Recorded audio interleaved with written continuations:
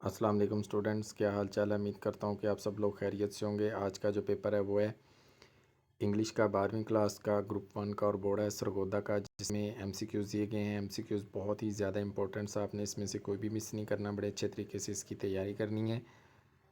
अगर आपने हमारे चैनल को लाइक शेयर सब्सक्राइब नहीं किया तो करें, बेल आइकन को दबाएं ताकि आने वाली वीडियो आप तक पहुंची जा सके। 20 नंबर के एमसीक्यूज़ हैं, बहुत ही आसान हैं, स्क्रीन पर आपको दिखाए जाएंगे। आपने इसमें से कोई भी एमसीक्यूज़ मिस नहीं करना, अपनी बुक से इसको निशान लगा लेना है।